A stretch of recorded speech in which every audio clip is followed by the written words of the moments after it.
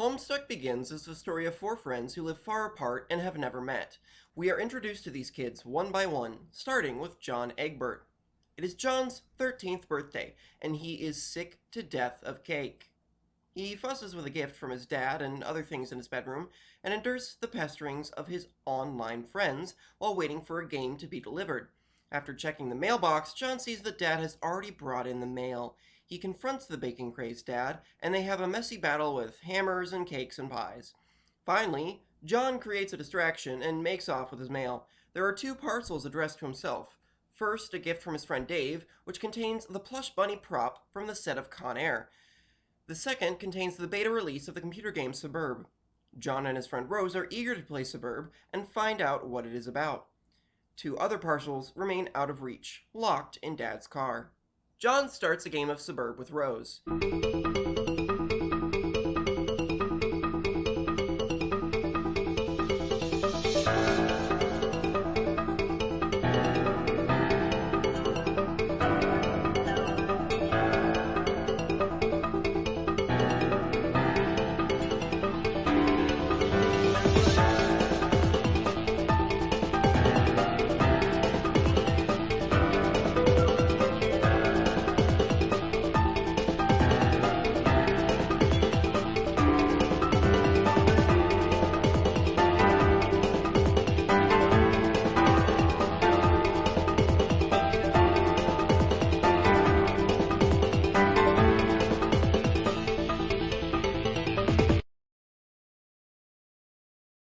As John's server player, Rose assumes control of his environment, experimenting with the controls on her end.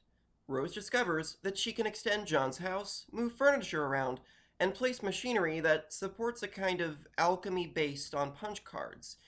The alchemy equipment releases a confusing ball of light called the Kernel Sprite. The sprite is prototyped when it absorbs John's maimed Harlequin doll and takes on the appearance of a one-eyed, one-armed jester. The mission to alchemize their first item becomes urgent when John discovers a meteor is about to hit his house. After a series of frustrations brought on by Rose's spotty internet connection, they succeed in creating a tree that bears a blue apple. John only has enough time to take a bite of the apple before the meteor strikes the earth and makes a terrible crater where his house stood a moment before. John narrowly escapes fiery death by meteor impact. His success triggers his arrival in the medium. His house now stands alone on a column of rock jutting through the clouds of a dark land. The Harlequin sprite hatches out of its kernel, and a voice in John's head begins to boss him around. The voice belongs to the wayward Vagabond, a black-shelled creature wandering the dry wastes of a future Earth, who discovers a refuge filled with science equipment, including a monitor of John's progress in the medium. Using the attached keyboard, the Vagabond tries to order John around. His commands intrude on John's thoughts as if the terminal were a text adventure interface. Rose Lalonde continues to play as John's server, posting her progress to a GameFAQs walkthrough. To enter the game herself, Rose needs someone to be her server player. Her first plan is to get John's server copy out of his dad's car so that John can reciprocate, but her laptop loses power and she drops the car into the abyss. Dave Strider loses his own Suburb discs when he carelessly impales an unruly crow on his sword, launching the bird and discs out of his high-rise window. When John asks Dave to be Rose's server player, Dave sets off to find his bros, client, and server discs. Meteors rain down around Dave and Rose's home, starting sick fires that no driving rain can assuage. After fighting her drunk mother, Rose retreats to the tomb of her cat Jaspers, where a portable generator is the last remaining power source at her house. Sheltered briefly from the encroaching forest fire, Rose reconnects. She finds John speaking to his sprite, which is now fully prototyped after absorbing his Nana's ashes. Nana Sprite explains that far overhead, at the center of the medium, there is a world called Skya where the forces of light and darkness, shaped by the player's kernel prototyping choices, wage eternal war. This sets the stage for the adventure John is about to have, which the float hag calls the ultimate riddle. John's next task is to reach the first gate, a portal that hangs above his house, while doing battle with Harlequin-garbed imps like the ones that have kidnapped his father. In between his skirmishes with the oily creatures, John experiments with punch card alchemy, while Rose starts building his house upwards. When the forest fire encircles Jasper's tomb, cutting Rose's connection, John is left to face his first boss battle alone. Mom remotely opens a secret passage under the tomb, helping Rose to safety. Failing to find Bro or his copies in the apartment, Dave arms for battle. A note from Bro summons him to the rooftop for a duel.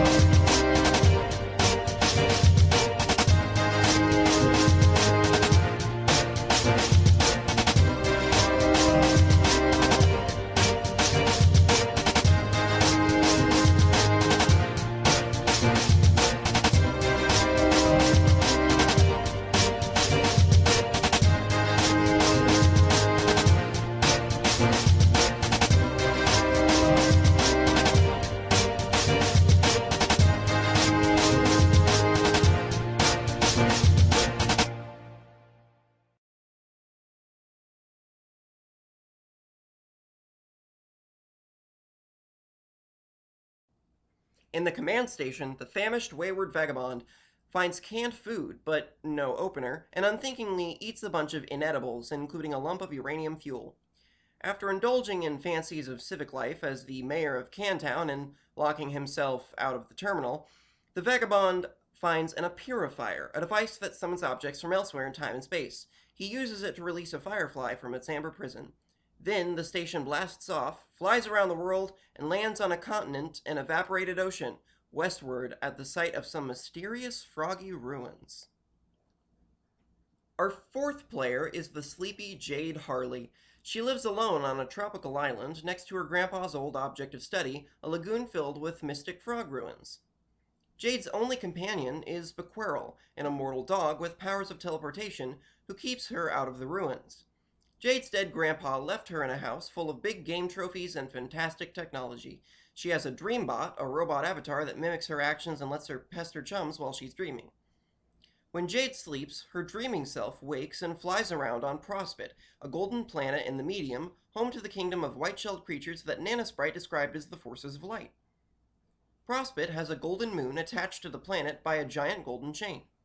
Dream Jade and Dream John live on Prospit's moon, which periodically swings into the bright skies of Skya because of how closely Prospit orbits Skya. When this happens, Dream Jade watches the clouds and sees visions in them, learning things that are mysterious to the other kids. Dream John has never woken.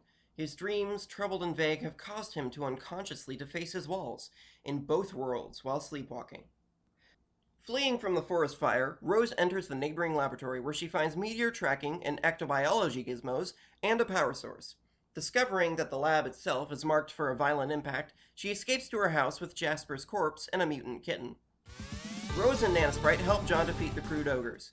After finding more birthday presents in Dad's distressingly normal bedroom, John finally sees the graffiti on the walls of his own room, which his conscious mind has repressed until now. Then he plays with the alchemizer, while Rose builds his house up to the first gate. In the desolate future, a white-shelled peregrine mendicant finds a mobile command station that flies her to the mystic ruins. She and the wayward vagabond must take cover from the aggression of a black-shelled, aimless renegade who has claimed the ruins as a crime scene. Together, they help deliver a package from John to Jade that needs to be sent into Jade's past to complete a time loop. The package to Jade was one of 3 gifts John sent when his friends turned 13. She gave knitting needles to Rose and celebrity aviators to Dave. Since at least that time, the kids have been getting messages from internet trolls who claim to be from outside their universe. Meanwhile, Bro kicks Dave's ass.